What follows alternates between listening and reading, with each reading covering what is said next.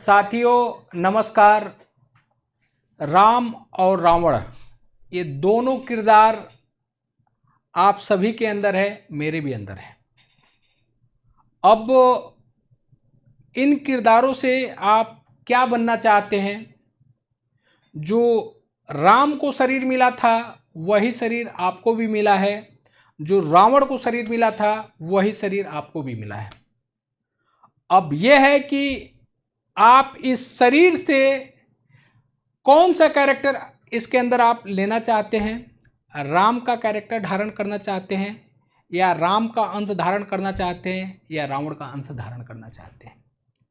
खासकर अपने इस भारत में सनातन की बात चलती है, राम की बात चलती है। अभी अभी राम मंदिर का निर्माण हुआ है और चूँकि ये राजनीति का विषय है, वहाँ देश में राम की नगरी में राम को मानने वाले, राम को तो सभी लोग मानने वाले हैं, लेकिन जो राम मंदिर का निर्माण किया है, जो पार्टी स्पेशली निर्माण की है, वो खुद हार गई है। वो अलग कमी बेसी होगा, कहीं ना कहीं कोई चीज़ें होगी, लेकिन ये सबके लिए एक मैसेज है।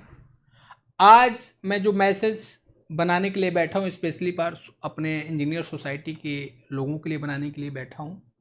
और इंजीनियर सोसाइटी हमारा एक परिवार है और मैं अपने आप को धन्य मांगता हूँ कि मेरा बहुत बड़ा परिवार है।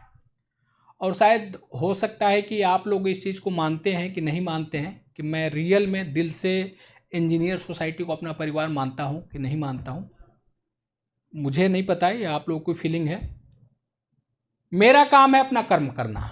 आप लोगों के अंदर क्या फीलिंग है मुझे नहीं पता है, लेकिन मैं इतना तो बोल सकता हूँ कि हमारे इंजीनियर सोसाइटी में सनातन को मानने वाले लगभग 100% लोग हैं।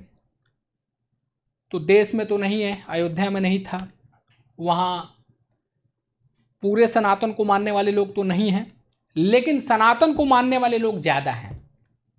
लेकिन जो भी परिस्थितियाँ रही हैं, वहाँ पे जो राम मंदिर का जिसने निर्माण किया उसको लोगों ने हरा दिया। जो भी कमियां रही हो इसके बारे में नहीं पता है, लेकिन एक कल्पना होता है कि काश देश में लोगों की एक भावना होती है कि हिंदू राष्ट्र बनाना है, हिंदू राष्ट्र बनाना है और राम राज्य को लाना है, राम राज्य को लाना है। और जहाँ तक मैं अगर देख पा रहा हूँ और आप सभी लोग देख रहे हैं, तो सोसाइटी में तो सनातन राम को ही मानने वाले लोग हैं। लेकिन अगर आप एक सोसाइटी में राम राज्य की स्थापना नहीं कर पा रहे हैं, तो आप लोग देश में क्या कर पाएंगे? और मैं तो हमेशा प्रयास करता हूं, और शायद पता नहीं मेरा उसमें सहयोग है कि नहीं है। आप लोग को सनातन के मानने वाले ही लोग हैं, 100 में 100% लोग हैं।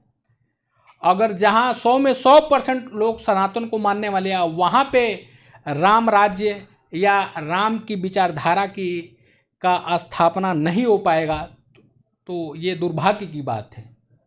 और देखिए, जितने भी लोग हैं अपने सोसाइटी में, जैसे कि नाम की अगर बात करें हम, तो आदर्श जी, जिनका नाम ही आदर्श है, माँ बाप ने बड़ा सोच समझ के नाम रखा था, और उम्मीद है कि नाम के अनुरूप आदमी को अपना आदर्श प्रस्तुत करना चाहिए, सोसाइटी को अच्छा बनाना चाहिए।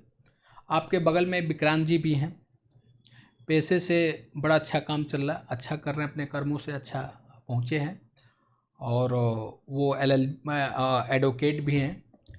और जो कहते हैं ना कि जो शिक्षित है, जो समाज का अग्रज है, उसकी जिम्मेदारी बहुत बड़ी हो जाती है सोसाइटी को अच्छा बनाने के लिए। क्योंकि कहते हैं ना कि शिक्षक समाज का अगुआ होता है, वैसे ही एडवोकेट हो गया या समाज का जो भी अग्रज है, उसकी जिम्मेदारी बहुत बड़ी होती है। तो मैं तो आज स्पेशली आप लोग को कहूँगा कि पूरे देश में होता है कि राम राज्य लाना है, राम राज्य लाना है। और शायद हमारे सोसाइटी के जितने लोग सनातन को मानने वाले हैं, सब लोगों की इच्छा है कि राम राज्य लाना है।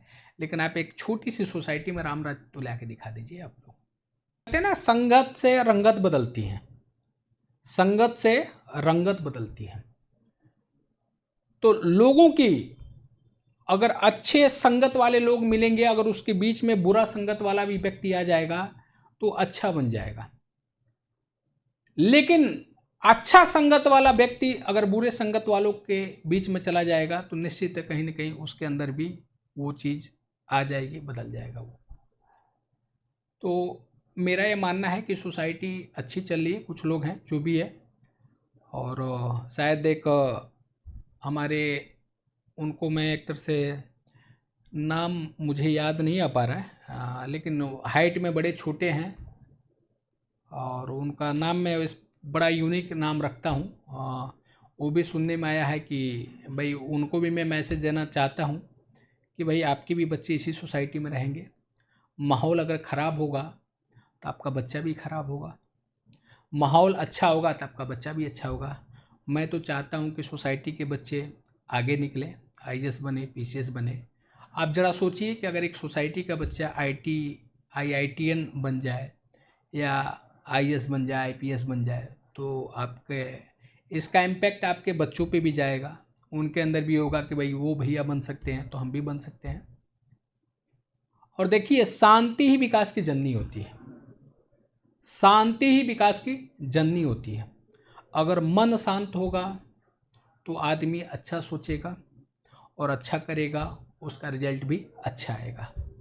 अगर मन शांत नहीं होगा तो ना तो अच्छा सोच पाएगा, ना तो अच्छा करेगा, ना उसका रिजल्ट अच्छा आएगा।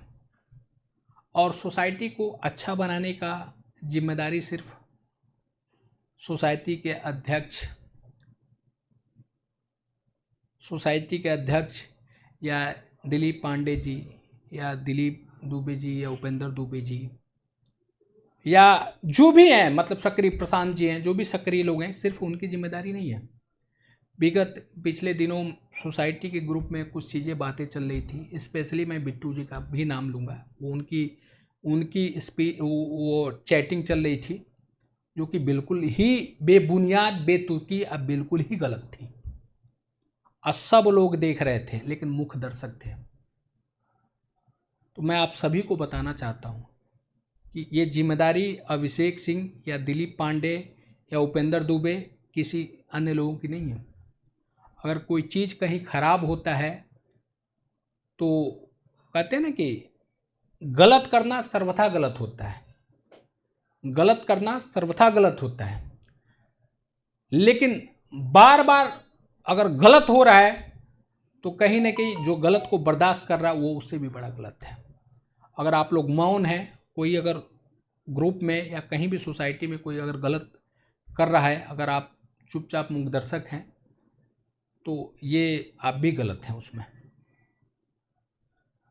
कहीं भी हम तो कहते हैं ना कि अगर सोसाइटी में किसी के एक परिवार में दीमक लग जाए, दीमक का मतलब क्या, गलत चीज़ों से है, ये नहीं कि आपके चौखट में दीमक लग जाए।